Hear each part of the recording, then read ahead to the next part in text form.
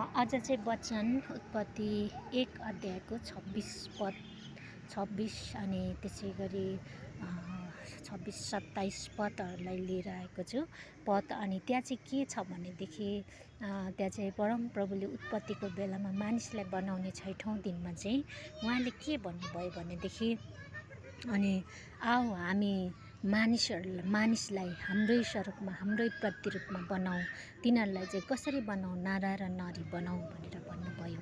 अनि आज हामीले यो कुराहरू जान्दछौँ, विश्वासी हामी जतिसुकै विश्वासी ठुलो जात, ठुलो पद, ठुलो मान, ठुलो पोस्टमा पुगेको व्यक्तिहरूले पनि यो एकदमै बाइबलको पिएचडी गरेको छ मानिसहरूले पनि यो जान्दछ, यो एकदमै राम्रोसँग वचन प्रचार गर्दछ।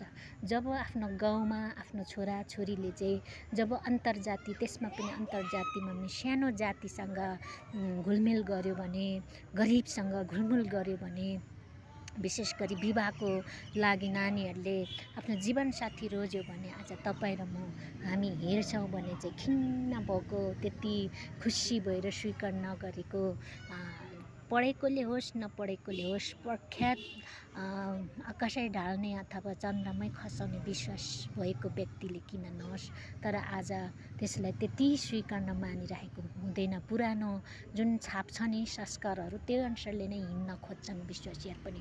तर यहाँ हेर्नुहोस् न पार्कलाई, त्यो पार्कमा तपाईँले हेर्नुभयो नि 2-3 खालको विभिन्न खालको फुल लगाएको कारणले रङ्गी चङ्गी भएर कति पार्कलाई सुहाएको छ।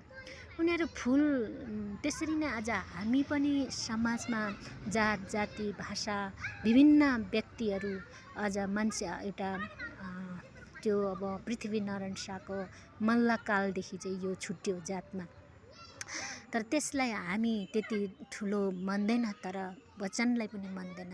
अनि जातको अनि पदको मानको सम्मानको अनि विशेष गरी अनि त्यो धनी गरिबको लागि गरिब भनेर हामी छुट्याउँछौँ। यो आज सहरी क्षेत्रतिर हेऱ्यो भने त झन् अनि मानिसहरूले एउटा नराम्रो अलिक सिम्पल लुगा लगाएको छ भने त्यति बोल्न पनि खोज्दैनन्, त्यति सङ्गत गर्न पनि चाहँदैनन्, अघि हेर्छन् मुख लोभ्याएर बस्छन्। यो चाहिँ कसमा मैले बढी देखेको छु भने हाम्रै विश्वासी जातिमा यो भएको छ। अनि हेर्नुहोस्, अनि नर र नारीलाई नै सृष्टि गर्यो भने त्यो एउटै मात्रै होइन नि त। आज त्यसबाट धेरैजना भयो, तर किन हामीले स्वीकार गर्न सकेको छैन? यसरी फुल त मिलेर यसरी एउटा सुन्दर पार्क बन्छ भने आज देश चाहिँ सुन्दर हुनको लागि चाहिँ मिलेर जानुपर्छ।